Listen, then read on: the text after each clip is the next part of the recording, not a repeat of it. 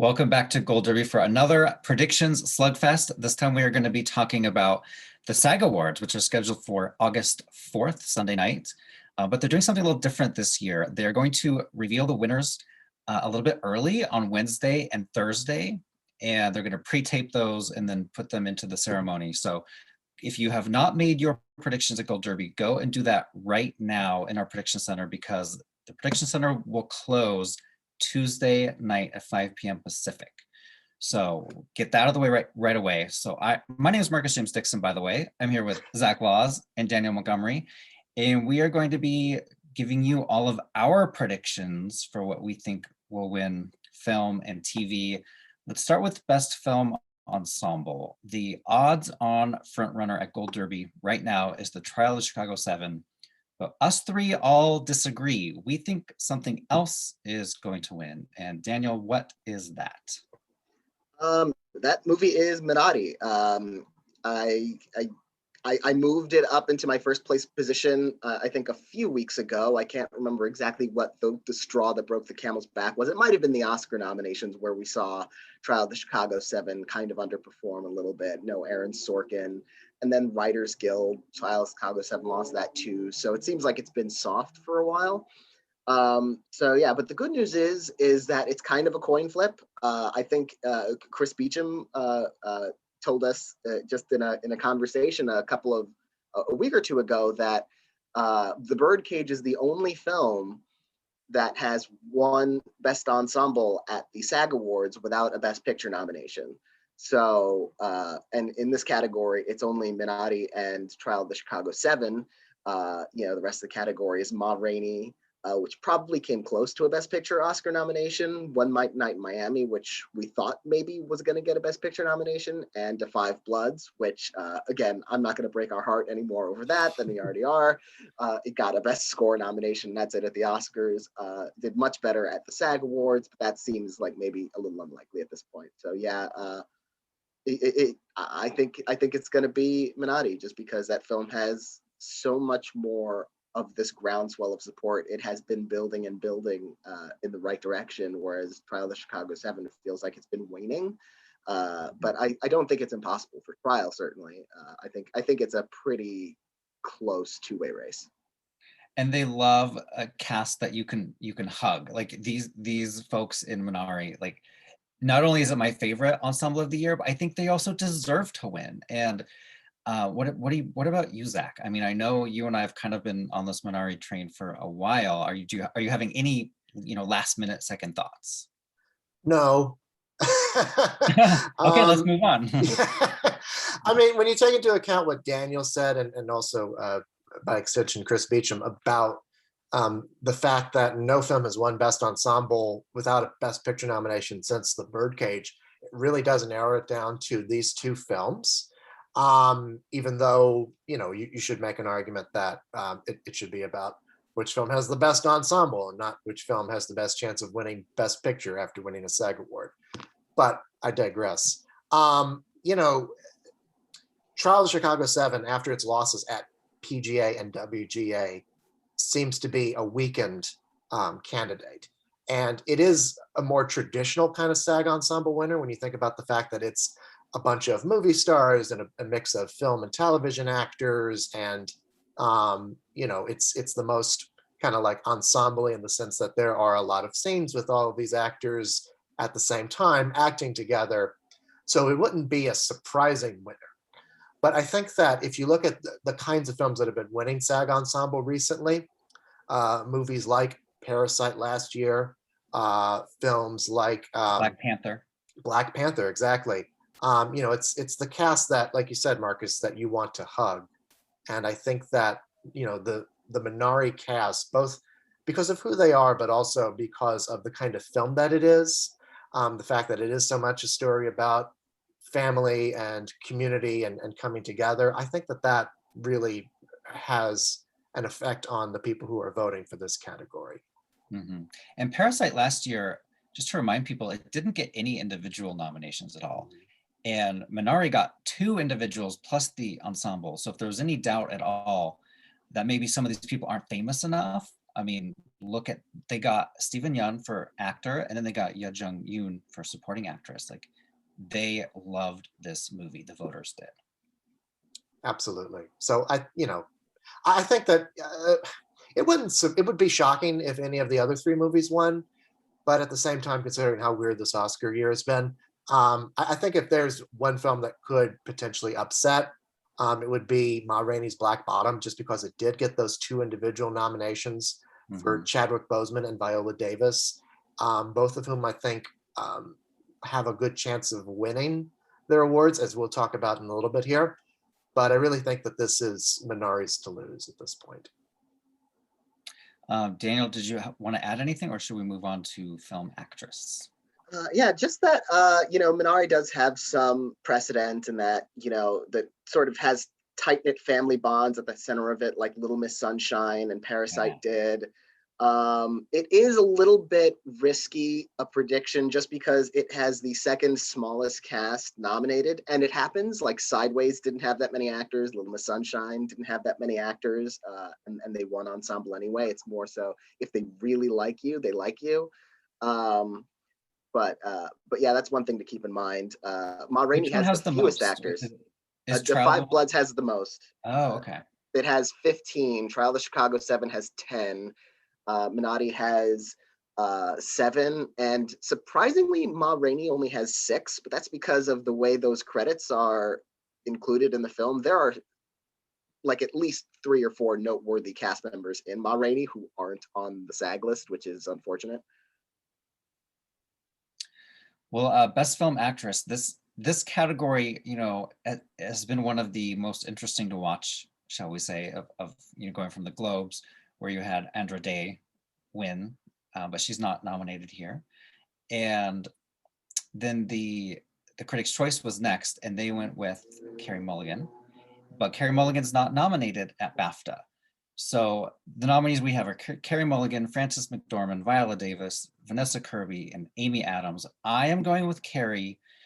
She seems like somebody that should have more awards than she does, but she's like always a bridesmaid at these award shows. She always gets nominated. She never wins. I think her time has finally come. What do you think, Zach? I think you're right, but I do think that it's not quite in the bag for her, as evidenced by the fact that she did lose the Golden Globe to Andra Day, and that she's not nominated at BAFTA. I think that if there's a surprise here, it's Frances McDormand. And that is because she is the only nomination that Nomadland has. And so if they love Nomadland as much as we all think that they do, based on the awards that's been winning at all these guilds and at the Globes and Critics' Choice, she could be a potential surprise here, not just at SAG, but at the Oscars as well. I mean, the important thing to remember about SAG and BAFTA coming up, these are 2 awards that have industry overlap, right? There are people in the Academy in SAG, and there are people in the Academy in BAFTA. And so it's a completely different group of people voting than at the Golden Globes or Critics' Choice, which have no industry overlap whatsoever. They have an influence undoubtedly about how the race is going to go, but there's no correlation between the people who are voting. So this is our first indication of how these acting races are actually going to go at the Academy. So I would say look out for Frances McDormand as a potential spoiler for Carrie Mulligan. Are you going to predict it though? You only get point. You only get credit if you predict it. I'm going with Carrie Mulligan right now, just because Frances McDormand has several SAG awards, and Carrie Mulligan has none as of right now. But Frances is my number 2, so that's where I'm at right now. And Daniel, who's your 1 and 2? My number 1 is Carrie Mulligan. Just because that's me working backwards from Oscars, because I think she's winning the Oscar, and if she wins the Oscar, I think she has the best chance at SAG. But SAG is unique in that they like, especially a lot of veteran actors.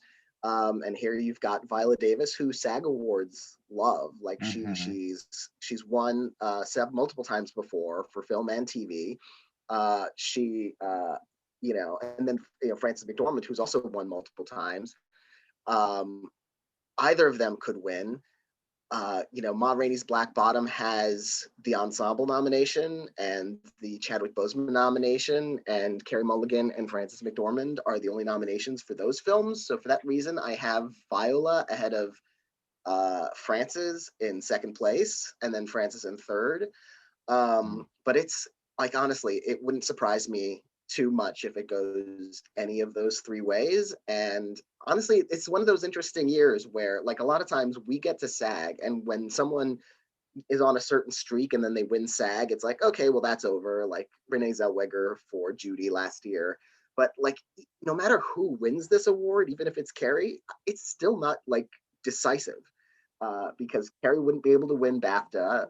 Frances could win SAG and BAFTA and still lose the Oscar. It could go so many different ways, which is kind of good. I much prefer that to when everybody picks the same thing, and clearly no one has given enough thought to any of the movies. So I do prefer this, but it does make our lives more difficult. Mm-hmm. I did have Viola in second place for a long time, but I changed it about a week ago. I put Frances at number 2 because of exactly what Zach said. This is the one and only chance that SAG voters have to get on the Nomadland train. And we've seen PGA, Critics' Choice, Golden Globes, everyone seems to love this movie. And SAG will possibly become the only award show that didn't give it anything. So I do have her in second. It's not crazy to think that she could win this. And I know I have about 24 hours to change if I'm going to change. But right now I'm sticking with Carrie. Okay, so film actor, unlike actress, actor has, the same person keeps winning over and over. Chadwick Boseman for Ma Rainey. It's his last performance. Unfortunately, he did pass away. And that's helping him a little bit. It's also the fact that he did a really, really good job. And this is a performance to really be proud of. And people are rewarding him justly. What do you guys think? Could anyone beat him? I'm hearing a lot of Anthony Hopkins last minute love for this legend. Anthony Hopkins is the one who could beat him. And it's important to remember that he has never won a SAG award in his entire career, because the SAGs were not around when he won the Oscar for The Silence of the Lambs. And he has not won either an individual prize or an ensemble prize since then. Chadwick Boseman, even though he's never won an individual prize, has won as part of the ensemble for Black Panther. I do think that Anthony Hopkins is a potential Oscar winner for this movie, because I could easily see him winning a BAFTA. The Father was a vastly more popular movie at the Academy overall than Ma Rainey's Black Bottom. It overperformed in terms of our expectations, whereas Ma Rainey's underperformed. I don't know because all of this late breaking buzz for The Father basically just happened last weekend when people finally started seeing it. I don't know if that's going to have an effect on SAG, which is only voting for about 24 more hours. But he is the person who I could see potentially upsetting Chadwick. Again, Chadwick has won Critics' Choice and Golden Globes. Those are not industry overlap awards. He hasn't won with people who vote for the Oscars yet. So we're going to really see whether or not, again, like if this is going to be like a sweeper in the same way that we saw last year with those 4 performances. Mm-hmm. Daniel? Yeah, I think Chadwick is probably safest here out of all of the awards to come, just because not only did Ma Rainey do so well at these awards, as I mentioned, it has that ensemble nomination, but because there are like 160,000 SAG voters, and so this does tend to be a much more populist award, and just the amount of just the groundswell of support around him has been so huge. He got 4 SAG nominations, twice for ensemble for this and for Ma Rainey, and for both of his individual performances in those films, for Da 5 Bloods and Ma Rainey. So it feels like very, very easy for him to win here, especially since The Father was so late breaking in the season. He'll have his Anthony Hopkins will have his shot at BAFTA, and he has a shot at the Oscar. If Chadwick loses this, I think he loses the Oscar to whoever he loses this award to. I really do, because honestly, SAG should be that moment where that specific support and that specific kind of emotional support should come through from a very large populist awards body. So if they go for something like teeny tiny, like The Father, this movie that people are only starting to see, I think that might start the train for Anthony Hopkins. But I do think this will be Chadwick, and I do think Chadwick will make it to the Oscars and win that. Mm-hmm.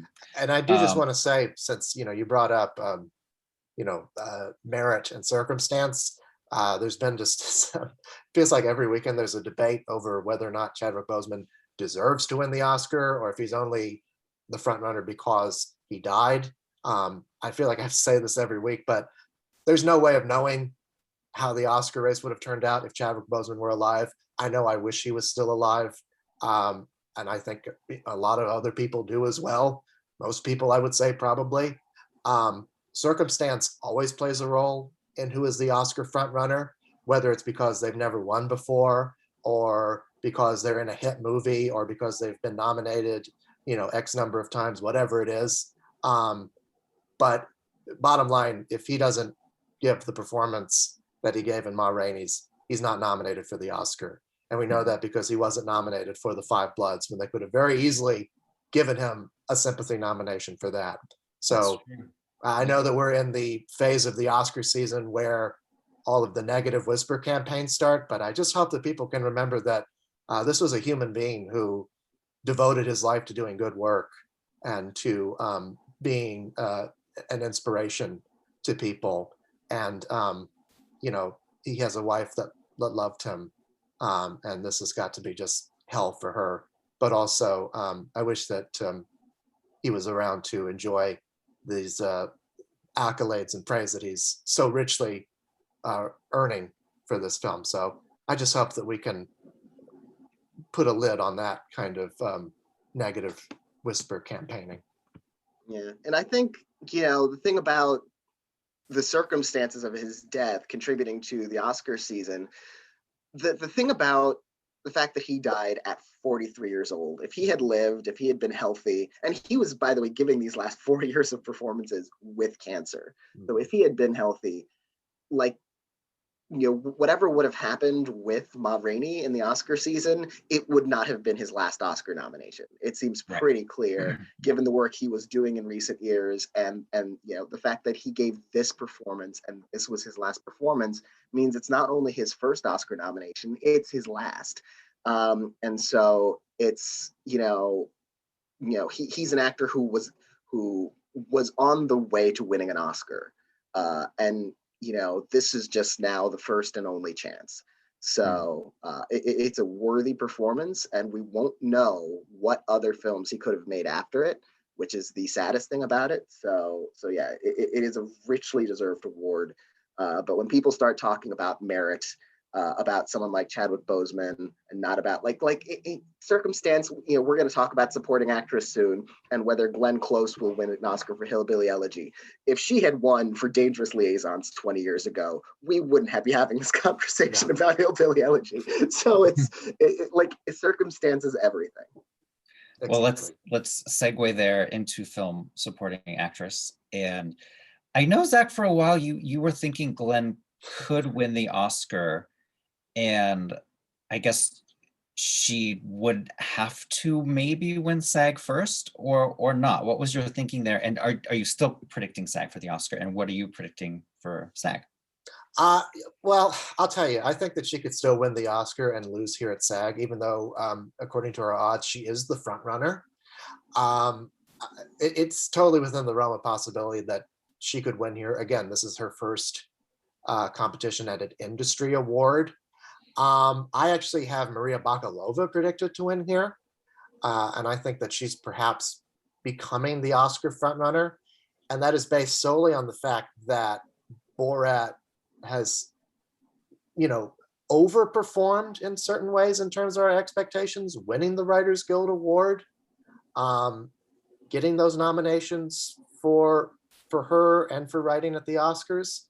She's somebody who does have an Oscar narrative because she just came out of nowhere to give this performance, and now she's very quickly getting work with people like Judd Apatow. I think that, you know, she could potentially become the Oscar frontrunner here at this moment. But I do think there's a path for Glenn to win. And I think it's either Maria Bakalova or Yuh-Jung winning at SAG, and then either then the opposite winning at BAFTA, basically, right? Like if there's no consensus pick that comes out of SAG and BAFTA, then I think Glenn can still win the Oscar. But this is a very fluid race, I think. One thing that could help Glenn is the Netflix factor, because Hillbilly is on Netflix, and looking real fast, none of the other nominees are. So we know, and based in the past, 3 or 4 years, that at least on the TV side, if something's on Netflix, chances are it's going to win over something that's not. And that's because, as you mentioned earlier, there are so many voters, 160,000 voters, and a lot of them don't watch the screeners. They just watch what they know, what they have on their TV, and so that could definitely help Glenn Close. What do you have, Daniel? Who do you have winning this? I have Yuh-Jung at the moment. If Minari is going to win Best Ensemble, I think she could go along for the ride. But honestly, I say that without any confidence whatsoever. This category has been up in the air. Like, Jodie Foster winning for the Mauritanian at the Golden Globe. She's not nominated at the Oscars. And then at the Critics' Choice Awards, Maria Bakalova taking that one. Maria Bakalova could take this one too, because Borat is also on a streaming service. It's on Amazon, which I don't know the exact numbers, but I'm guessing Amazon Prime probably has close to as many subscribers as Netflix does in the US at least. So that could absolutely happen. She'll definitely have the exposure for it. She could be the Marissa Tomei kind of broad comedy winner who beats a bunch of, more quote unquote prestigious nominees. If Bakalova wins here, I'm probably moving her to number one at the Oscars, which is not something I ever thought I would do. I don't think I could do that.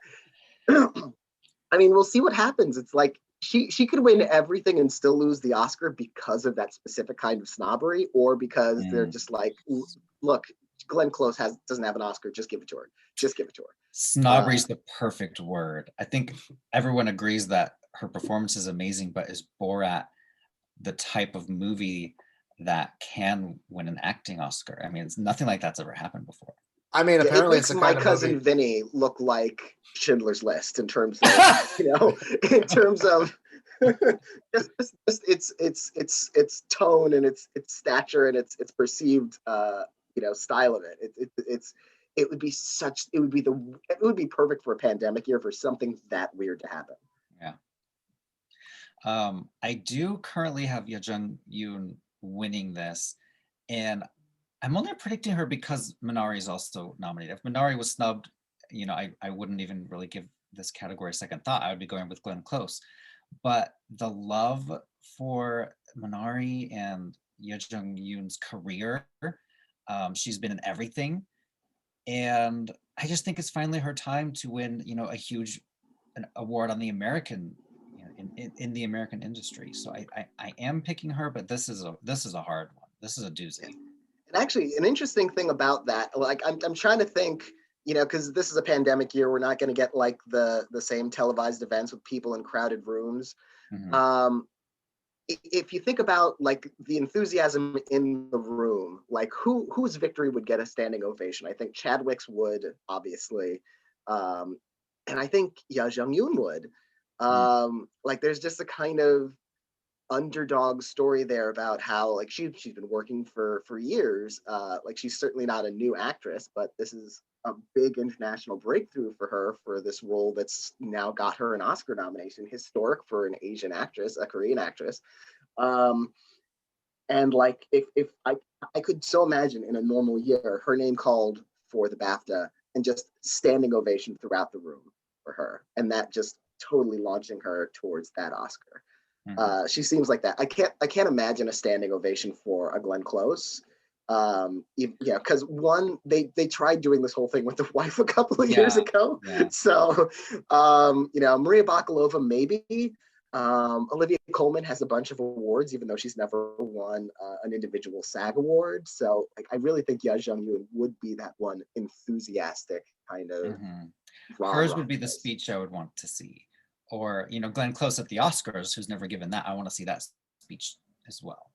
They might give Glenn a standing ovation if she won the Oscar, just because it's like, all right, it took us a long time, but we finally did it. Yeah. Best Film Supporting Actor. A few weeks ago, I said that this category and lead actor were both locked. And I still feel that way. Is there anyone that could be Daniel Kaluuya for Judas and the Black Messiah? Who wants to jump in there? I mean, this is literally the award that I feel the most confident about predicting. Yeah, I think Daniel Kaluuya's got this locked up. There's only 3 people who got nominated both at SAG and the Oscars. The others being Sacha Baron Cohen and Leslie Odom Jr. I think that Kaluuya is far and ahead above those guys, just in terms of his odds. I don't know. I mean, I guess there's some weird scenario whereby which Chadwick Boseman wins both of his nominations. So that I have him in 4th for that reason. But I really think that this is Kaluuya's to lose. I don't want to make fun of anyone, but in our Gold Derby Prediction Center, Daniel Kaluuya has 2,744 votes. Jared Leto has 9 votes. So what you're saying is that Jared Leto is a dark horse. There's still a chance. I think Kaluuya is the safest of the acting frontrunners. I do think there is that specter of a possibility that the swell of support for Chadwick Boseman is so great that he just wins everything. Like, they give him this. But probably not. Like, Ma Rainey seems very clearly the choice if you're gonna vote for him for one or the other. And it's also a very, very brief role in Da 5 Bloods. So I think the only other scenario, and it seems decreasingly likely because it hasn't been paying off for him very much this season, is that because Sacha Baron Cohen does have the 2 movies, basically. He's nominated for Trial of Chicago 7. He's also Borat, of course, with Maria Bakalova nominated for that. So voters are watching both performances. And I would say that would have a bigger effect, but it hasn't really. Like, the only thing he's won so far was the Golden Globe. So and that was for Borat itself. Yeah. So I don't see that necessarily being a factor.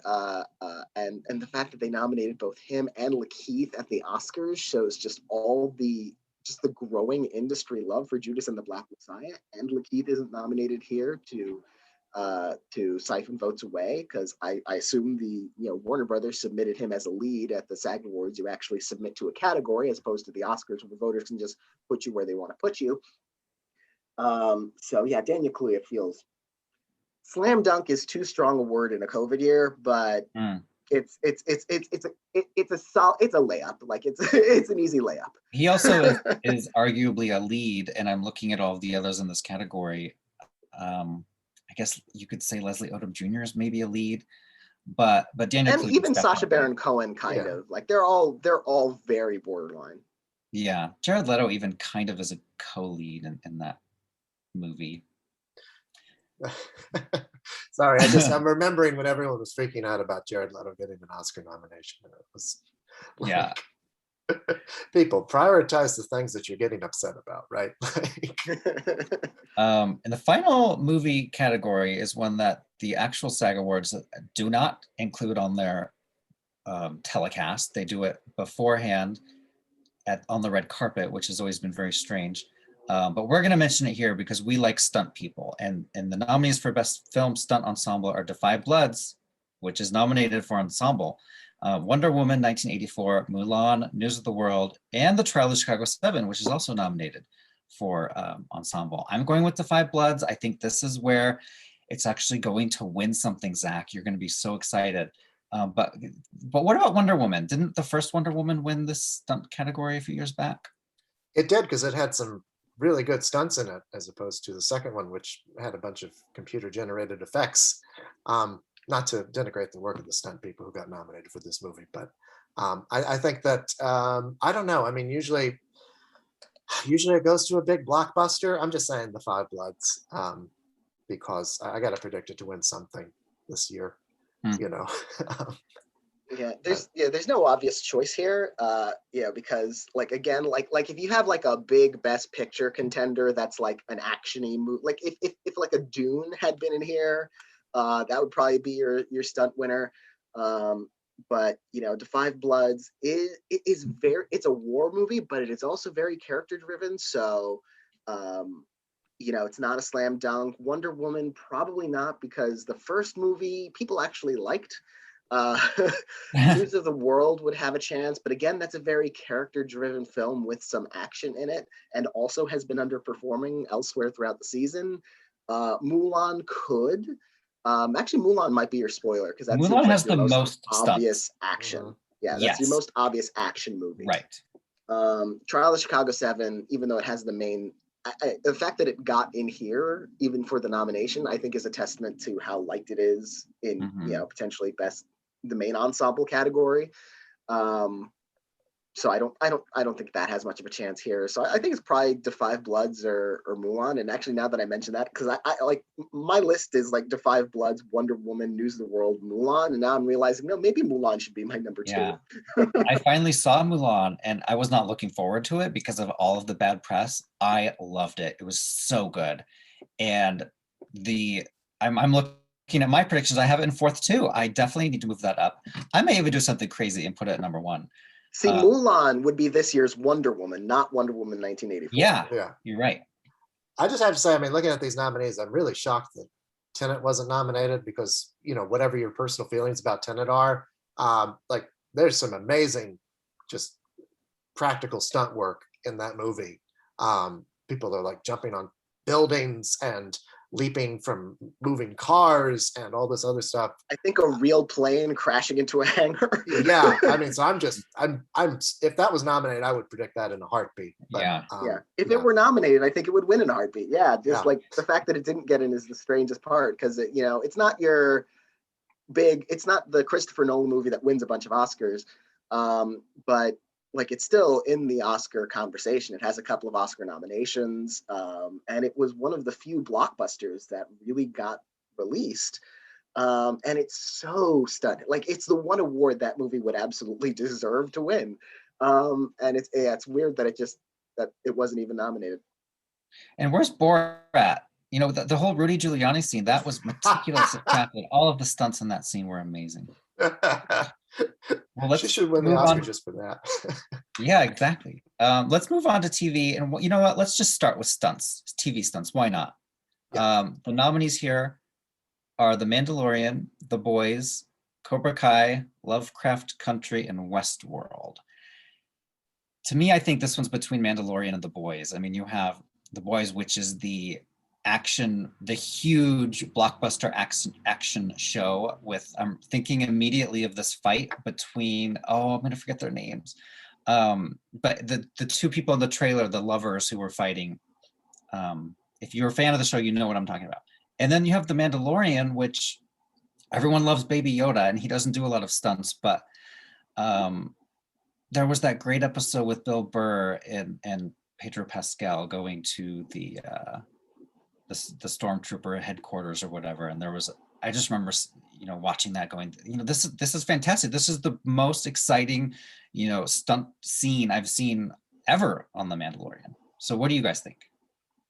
I think it's The Mandalorian, but I also think that maybe a potential spoiler is Lovecraft Country, just because it's got such fantastical stunt work to it, and also it is an ensemble nominee, so that might help push it over the top here. But I'm going with The Mandalorian because it's Star Wars. So.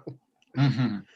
Yeah, I think The Mandalorian is not a lock, but I feel pretty comfortable with it winning. It won the stunt coordination award at the Emmys last fall, and this is for season 2, and that was for season 1, so it's a little different.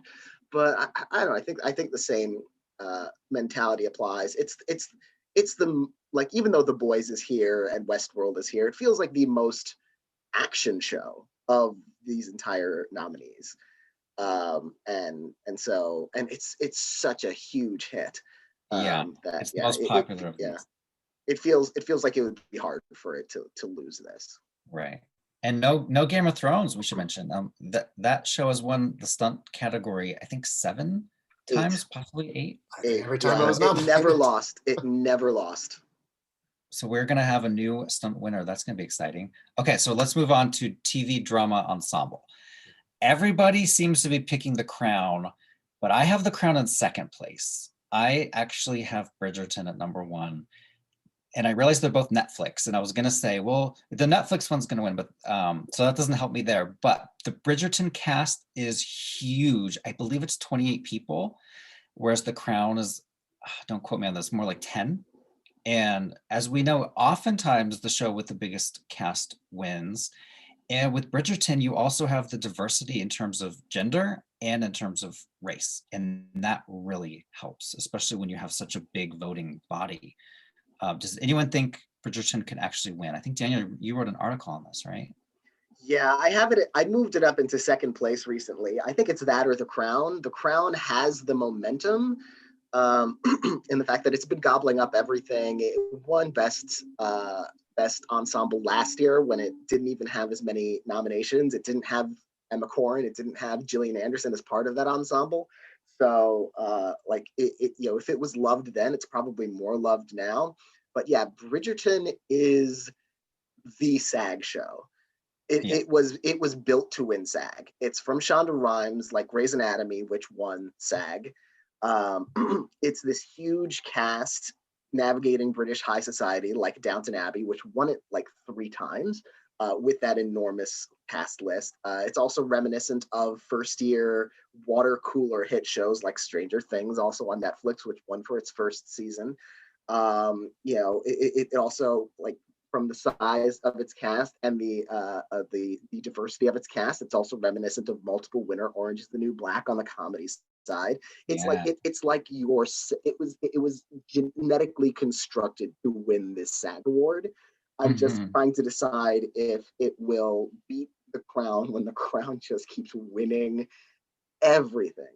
And the SAG Awards really like repeat winners. So The Crown won last year, and it could win this year and next year and the year after that potentially. So yeah, I'm right now sort of playing it safe with The Crown, but Bridgerton, man, that, like, I'm so tempted to switch. I am going with the front runner, and I believe there's one other category where I have a shocker. So I mean, if you're going to win a contest, you can't go with the front runner on each one. You have to go on these limbs, occasional limbs that make sense.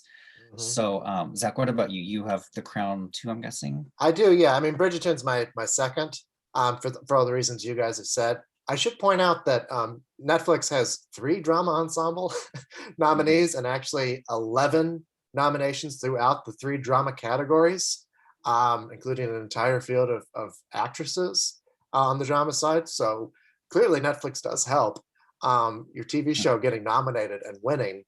The one thing we know that SAG loves more than big casts is repeat winners. And if this was a weaker season of The Crown, I would say that Bridgerton had more of a shot, but this is the season of The Crown.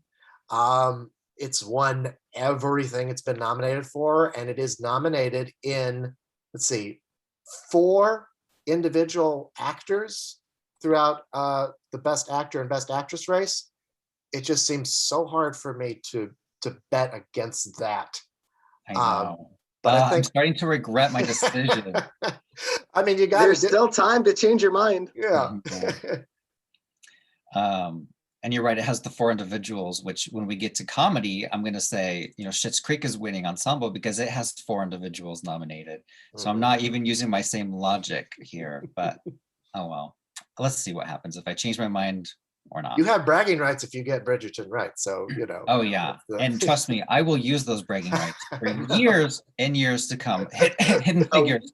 Yeah, we know, we know. We all know.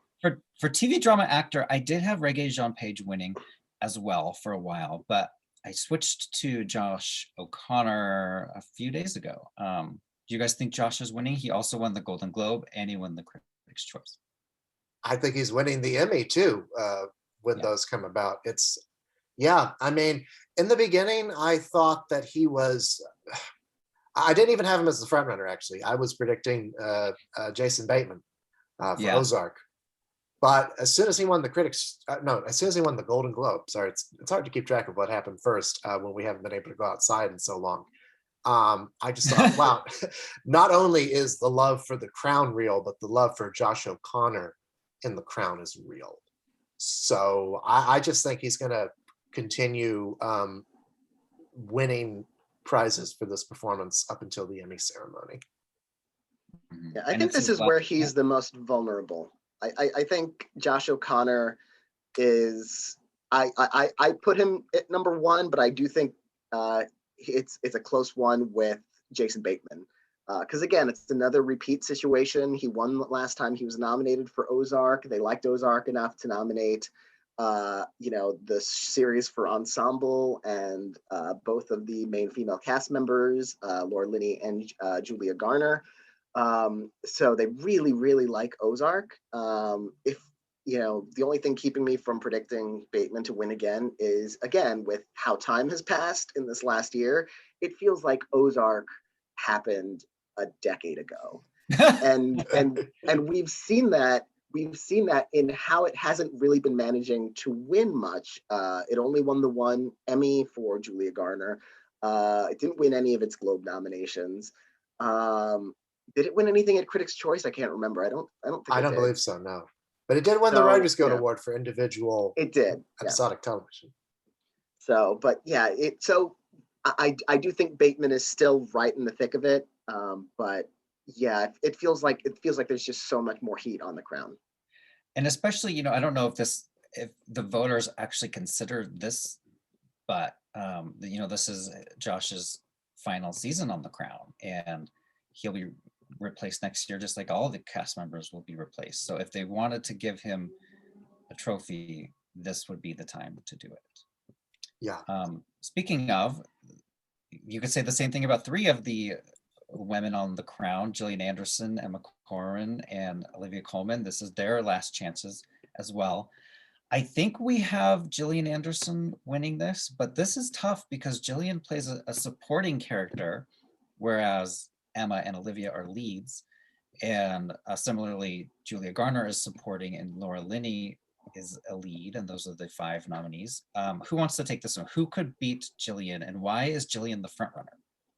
Emma Corrin could beat Jillian, and then Olivia Colman could beat them both, because I think you could even make the argument that Emma is supporting Olivia Colman, right, who is the definitive lead of The Crown. This is so hard to choose because Emma Corrin and Jillian Anderson have both been winning prizes for The Crown. They're not in the same category in all those other awards races. This is the one and only time they're coming up against each other. It would make sense that if Josh O'Connor is going to win Best Actor, Emma Corrin would win Best Actress, because that storyline between Charles and Diana drives so much of the tension in season 4 of The Crown. On the other hand, Margaret Thatcher also drives so much of the drama of season 4 of The Crown. And Jillian Anderson is just like, she's able to outact Meryl Streep in the same role. Like, who can say that about themselves, right? It's just a stunning transformation into this woman who there's so much archival footage of. I just have a hard time seeing her losing this. I don't know. What do you think, Daniel? Yeah, I think Jillian Anderson. I think Jillian Anderson is, like, interestingly, even though she has 2 co-stars who could potentially split votes with her, I think Jillian Anderson is safer than Josh O'Connor. Wow. Just because it's a supporting role, but it's the most transformative. It's an actor who the SAG Awards already like. Jillian Anderson is a past SAG Award winner for The X-Files. Again, it's the situation of how the SAG Awards often prefer veteran performers to the kind of up-and-comers. And so that would give Jillian Anderson an edge over Emma Corrin a bit. and again, it's her one and only chance for this role. It's Emma Corrin's as well, but Emma Corrin is this kind of newcomer who could, this is her introduction to high society, to borrow from Bridgerton. She'll have many other potential chances at these awards, and honestly, so will Jillian Anderson.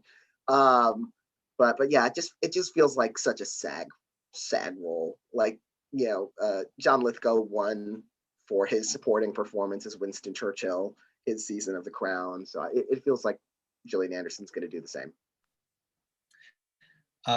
Comedy ensemble, I think we all have Schitt's Creek. The other nominees are Ted Lasso, The Flight Attendant, Dead to Me, and The Great. And what's interesting is those other four that I just mentioned, this is their first nomination in this ensemble category. Schitt's Creek was nominated for the first time last year, but it lost to The Marvelous Mrs. Maisel. So, and again, this is kind of the Netflix factor. Even though Schitt's Creek is not a Netflix show, that's how it became so popular, was people streaming it on the service and loving it. They just binged all 5-6 seasons all at once. So I do have Schitt's Creek winning. I think Ted Lasso will be in second place, but I do think Ted Lasso will get another trophy, which we'll talk about later. I think, if there is a spoiler, it is Ted Lasso, just because it is the new Schitt's Creek, right? In terms of being that warm-hearted show that people have discovered during the pandemic and has helped get them through it. But I think that when you look at the fact that this is the last time Schitt's Creek is going to be up for this award, and the fact that they gave it 4 acting nominations, everybody in its cast who won Emmys last year is up for SAG Awards this year, it feels kind of undeniable that they're going to give it a goodbye hug. Ted Lasso will obviously have more opportunities in the future to win this award, maybe even next year, depending on when its second season premieres. But yeah, I think that this is Schitt's Creek's to lose. I think it's a two-way race, but it's not that close. I do think Ted Lasso could upset, but I feel like Schitt's Creek is very solidly out front. The one reservation, of course, is that Ted Lasso did beat Schitt's Creek at the Critics' Choice Awards, which shows that the Schitt's Creek spell is starting to wear off a little bit in terms of, like, it's been winning everything. It's like, okay, we've done this. Let's move on. But like, again, those 4 individual nominees for its cast, sort of just like at the Golden Globes, I think that puts Schitt's Creek on top here. Like, if Ted Lasso had gotten Hannah Waddingham in, I would be more inclined to say it would potentially win here, and it still could. But I think Schitt's is pretty solid. Mm-hmm. I just like what you said there. I won't repeat it because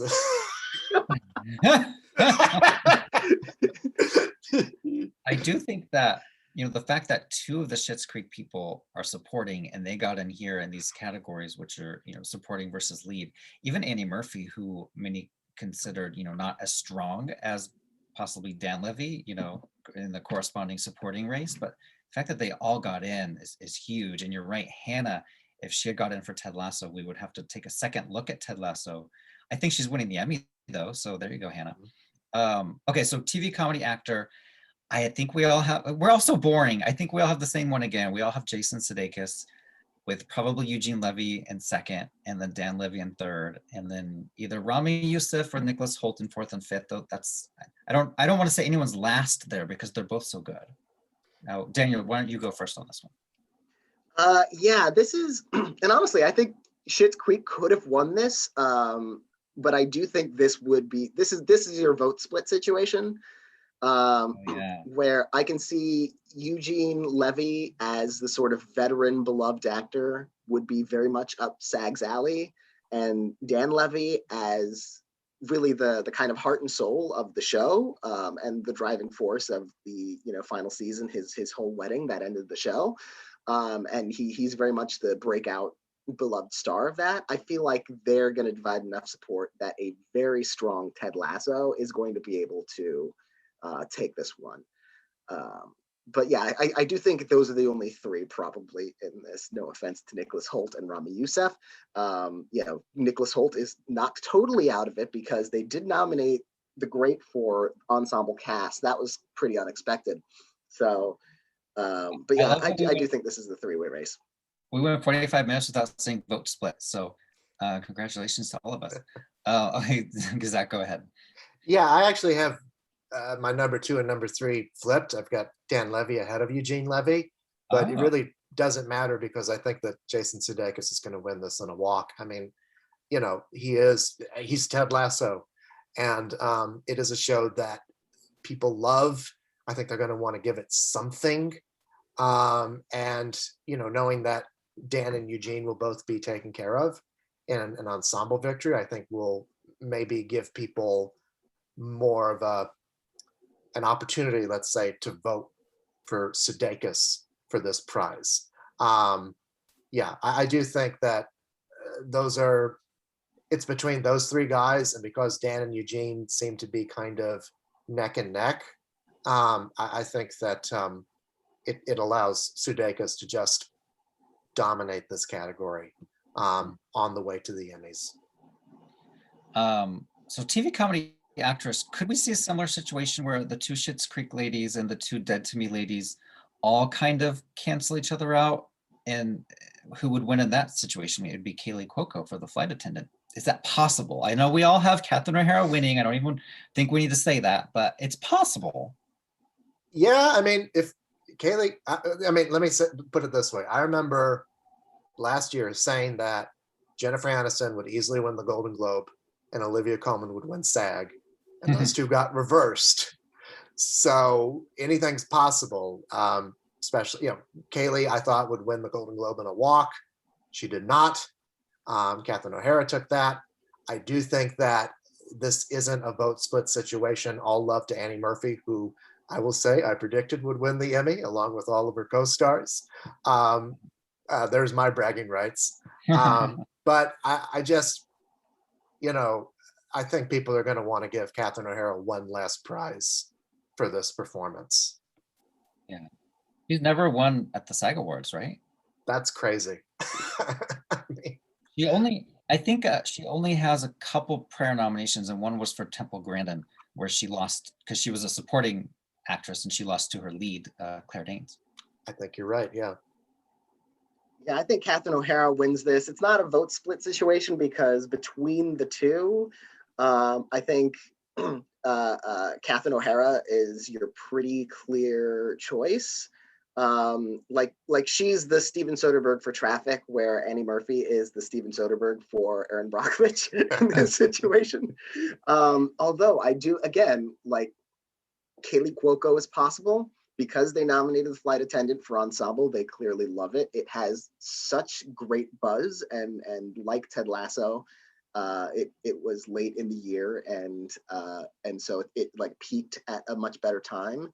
Schitt's Creek is fighting the fade, whereas the flight attendant has been on the rise, has been taking off, if you will.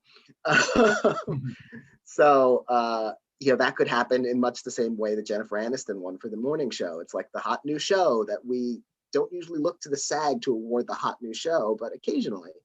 And on a new streaming service, like Jennifer Aniston won for the Apple Plus kind of inaugural year, and Kaylee Cuoco could do sort of the same for HBO Max. But yeah, I think Catherine O'Hara feels like the kind of performance that just wins the season. Like it's just like season-long coronation. Like this is your victory lap, and also a career recognition award for all her work. Especially because she hasn't won a lot of these awards very much before, so if at all. So yeah, better late than never. So we have two more categories.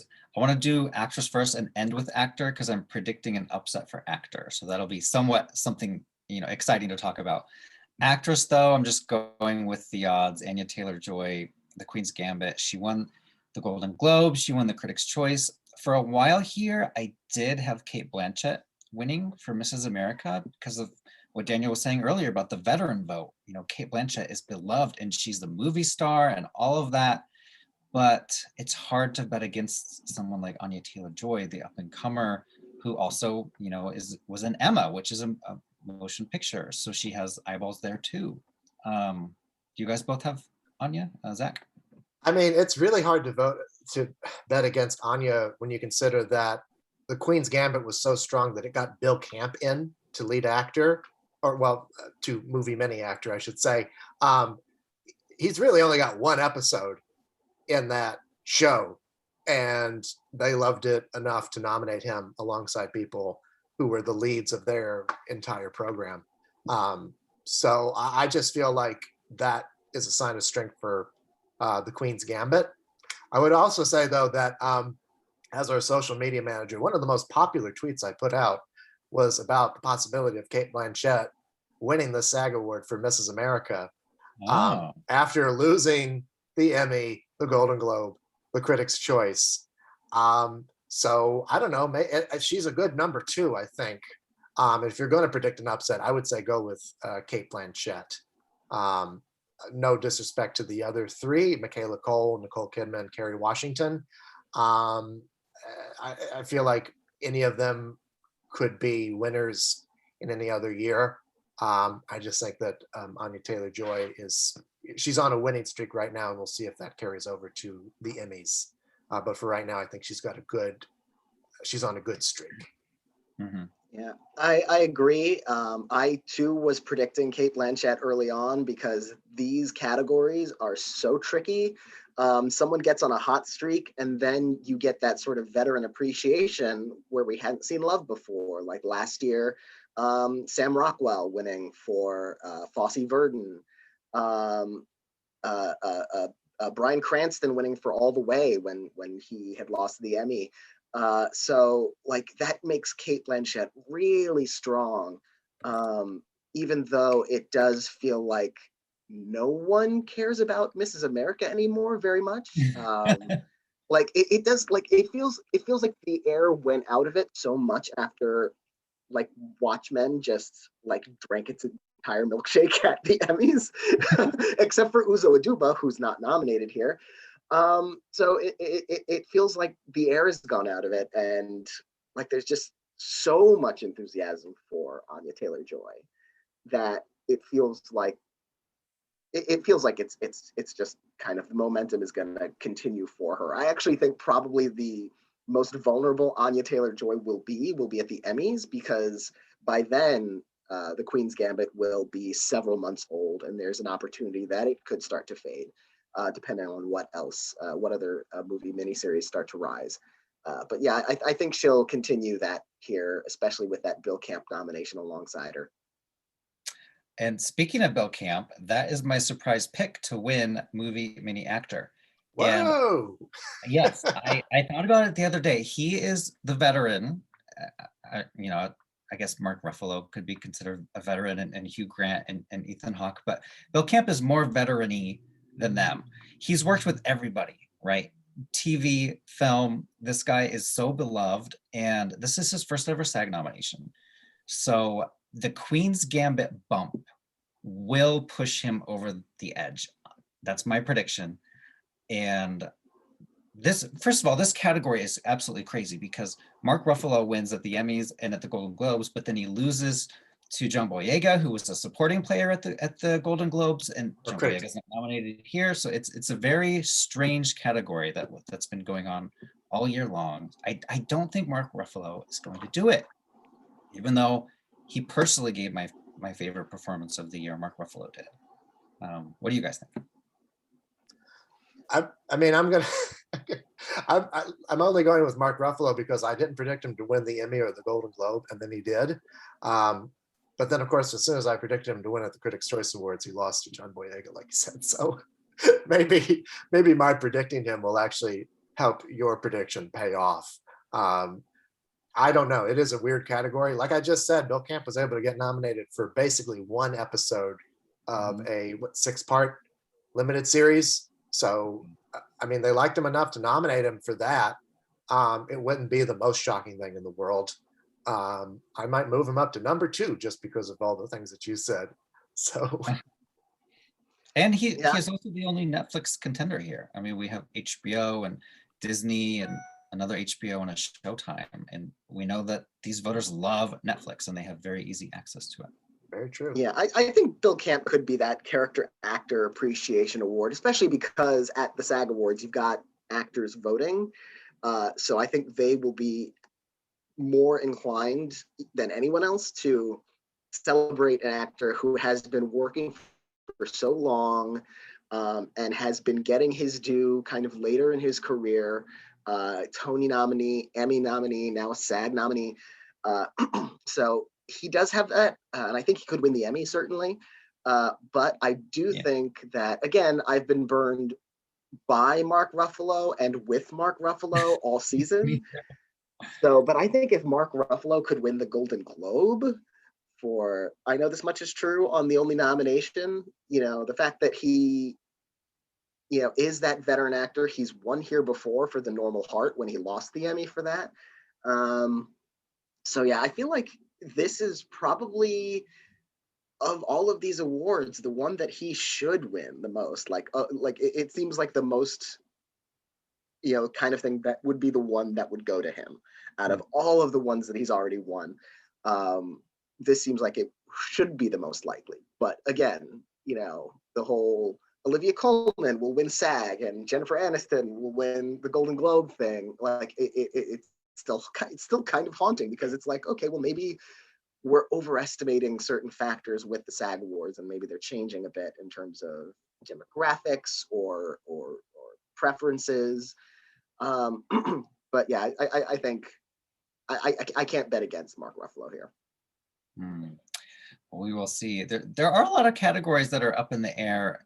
It just so happens there are more categories that seem to be very locked up. But we will all see together on Sunday, April 4th. One last reminder to get your predictions in before Tuesday at 5 p.m. Thank you everyone for watching, and we will have another Slugfest next week. It probably won't be as long.